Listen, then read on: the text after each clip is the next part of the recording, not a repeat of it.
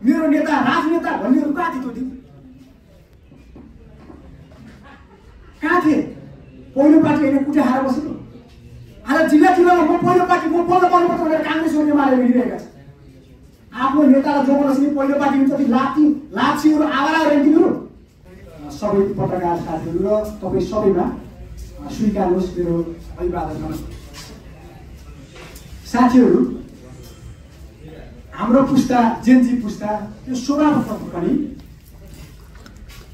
यसको छुट्टै चाहना हुन्छ। सबैभन्दा धेरै सपनाहरू बोक्ने समूह यो समूह र यसको सबैभन्दा धेरै सपनाहरूको केन्द्रीकरण यो समूहमा हुन्छ।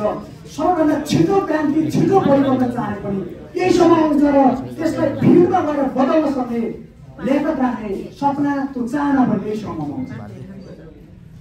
हामीलाई थाहा थियो, हामीले देखिरहेका थियौँ यो देशको सबै क्षेत्रहरूमा भएको भ्रष्टाचार, यो देशको सबै क्षेत्रमा भएको कुरीति व्यथिति, यहाँ देश चलाउने मान्छेहरूले गरेका व्यवहार हामीले प्रत्यक्ष रूपमा देखेका थियौँ।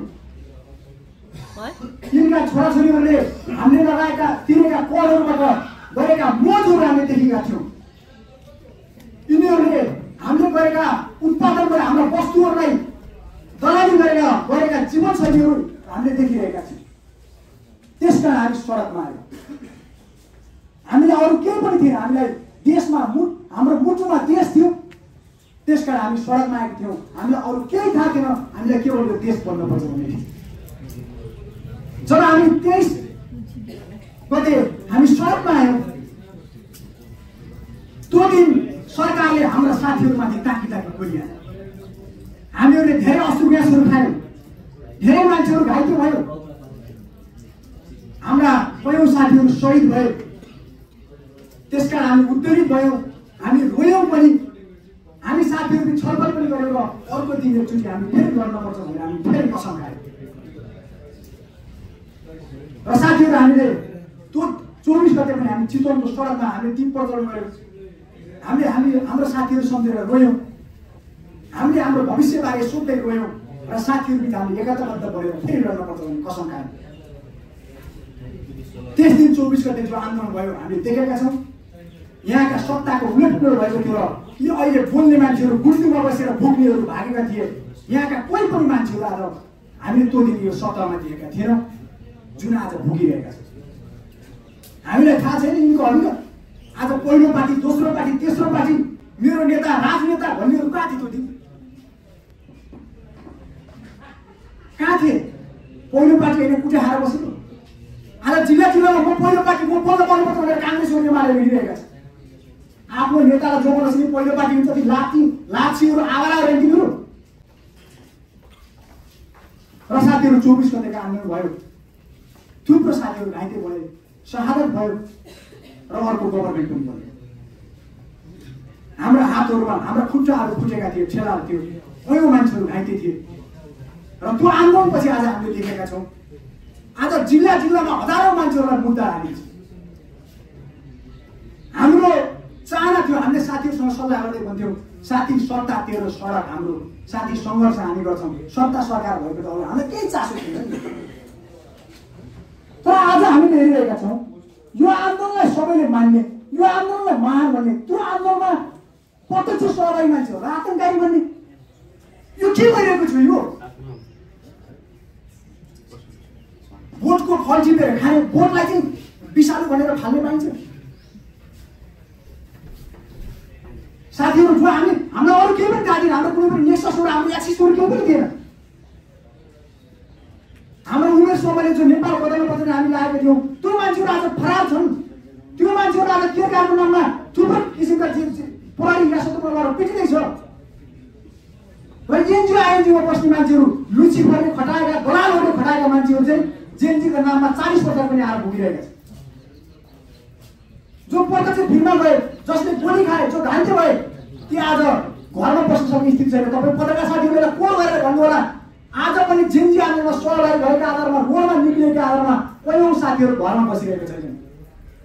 हामीलाई बुझाइरहेका छन्, भागिरहेका छन्, फरार भएर हिँडिरहेका छन्। त्यसकारण यो सरकारले बुझ्नुपर्छ, तिमीहरू जेएनजी आन्दोलनको बलमा यो सरकारको नेतृत्व गरिरहेका छौ। तिमीहरू जेएनजीको शहादतमा, जेएनजीको रगतमाथि यो सरकार अडिएको छ। त्यसकारण जेनजीहरूलाई दुःख दिने, जेनजीहरूलाई यातना दिने, मुद्दा लगाउने कार्य तिमीहरूले गर्छौ भने त्यो दिन तिमीहरू पनि फेरि सडकमा दबिनेछ। भाग्न पाएका थिए ओलीहरू, भाग्न पाएका थिए शेरबहादुरहरू, गृहमन्त्री अरियाल र सुशीला कार्कीहरू भाग्न पनि पाउँदैन। यो हाम्रो क्लियर कुरा छ। हामीलाई यो गर्न मन छैन। हामीलाई त्यो यति धेरै भन्न पनि मन छैन। हामी ओली जस्तो रगतमाथि होली खेलेर आएको पनि होइन। हामी कुनै यहाँका मान्छेहरू जस्ता पनि होइनौँ। हामीलाई आफ्नो देशको माया छ, हामीलाई हाम्रो साथीहरूको माया छ, नेपाली जनताको माया छ। तर के हो भने युवाहरूमाथि, देशभक्तहरूमाथि गोली चलाउने एनजिओले कुनै दूतावासमा गएर जे भन्यो त्यही कार्य गर्ने यो सरकारले गर्छ भने यो सरकारले बाटो खाली गर्नुपर्छ। भाग्नका लागि अनेक ठाउँ खोजी गर्नुपर्छ। आदरणीय पत्रकार साथीहरू, तपाईँले जोड गरेर भन्नु होला, पत्रकारको ठुलो भूमिका छ अहिलेको नेरेटिभ क्रिएट गर्नेमा।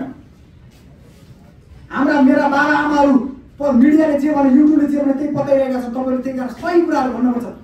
सही नभन्दाखेरि के हुन्छ आज हामीले देखिरहेका छौँ। त्यसकारण अरू हामीले भन्ने विषय छैन।